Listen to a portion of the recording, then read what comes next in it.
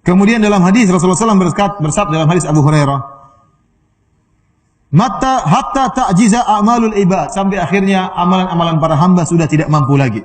Hatta yaji'a ar-rajulu fala yastati'u sayra illa zahfan, sampai ada seorang datang melewati sirat, dia tidak bisa jalan kecuali dengan merangkak. Amalnya tidak kuat. Jadi yang menggerakkan dia apa?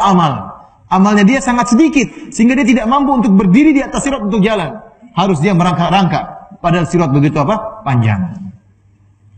Dalam hadis Ibnu Mas'ud Rasulullah SAW bersabda, "Yakunu akhiruhum rajulan yatalabbatu ala batnihi." Dan lelaki yang paling terakhir melewati sirat, seorang yang terseok-seok di atas perutnya, sudah tidak bisa jalan dengan tangannya lagi. Dia tarik-tarik perutnya supaya bisa jalan. Yaqulu, kemudian dia berkata, "Ya Rabbi lima abta'ta bi?" Ya Rabbku, kenapa kau menjadikan aku lama untuk berjalan? Kata Nabi, kata Allah Subhanahu wa taala, "Innama abta'a bika amaluka." Yang buat kau lambat adalah amalanmu. Jadi bukan masalah keahlian untuk lewat sirat, amalan yang menentukan. Dari sini para hadirin dan hadirat, saya ingatkan, tidak ada perkara yang paling bisa menyelamatkan kita seperti amal soleh. Benar, mungkin ada orang beri syafaat kepada Anda, mungkin orang tua bisa beri syafaat, mungkin ustaz bisa beri syafaat, mungkin anak bisa beri syafaat, ya. Orang-orang soleh bisa beri syafaat, tapi itu perkara kedua. Yang pertama, amalan Anda benar atau tidak. Karena tidak boleh orang memberi syafaat kecuali dengan izin Allah Subhanahu wa taala. Ya. Wa kam min malakin fis samawati la tughni syafa'atum syai'an illa min ba'di ay ya'zana Allahu liman yasha'u wa yarda. Kata Allah, betapa banyak malaikat di langit, percuma syafaat mereka, kata Allah, tidak bermanfaat kecuali setelah diizinkan oleh Allah dan kepada orang yang Allah ridhoi. Jadi dia beri syafaat harus minta izin dulu. Yang kedua, syafaat tersebut harus kepada orang yang Allah ridhoi. Kalau Allah tidak ridhoi, tidak bisa. Apa kata Rasulullah SAW kepada bibinya Sofia? Ya Sofiyatu ya Sofiyatu ammatu Rasulillah sallallahu alaihi wasallam, la ugni anki minallahi syai'a.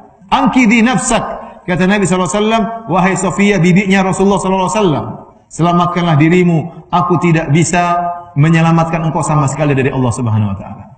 Bukan cuma bibinya. Dia berkata kepada putrinya, "Ya Fatimatu bintu Muhammadin, salini mimma lima syi'ti." Wahai Fatimah, putrinya Muhammad, mintalah harta dariku yang kau kehendaki, aku akan berikan. Tapi ingat, la ugni anki minallahi syai'a. Aku tidak bisa menolongmu sama sekali.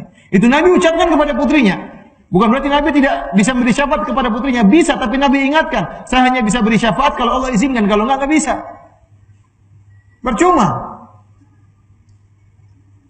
Dan siapakah orang yang paling berhak mendapatkan syafaat Nabi? Abu Hurairah bertanya, "Ya Rasulullah, man as'adun nasi bi syafaatika yaumal qiyamah?" Wahai Rasulullah, siapa orang yang paling berhak mendapatkan syafaatmu pada hari kiamat, yang paling berbahagia? Kata Nabi SAW, "Man qala la ilaha illallah khalisan min qalbih," yaitu orang mengucapkan la ilaha illallah ikhlas dari hatinya. Ini dalil orang semakin ikhlas, semakin mudah mendapatkan syafaat Nabi SAW. Orang yang semakin beramal soleh, tidak mengharapkan pujian, tidak mengharapkan sanjungan, tidak mengharapkan dunia dari amal solehnya, maka dia semakin mudah meraih syafaat Nabi SAW. Ternyata syafaat Nabi tidak mengenai semua orang. Lihat tatkala orang-orang melewati sirat, Nabi berdoa, Allahumma sallim sallim. Ya Allah, selamatkan, selamatkan. Apakah semuanya selamat? Tidak. Ternyata tidak semua orang berhak mendapatkan syafaat Nabi SAW.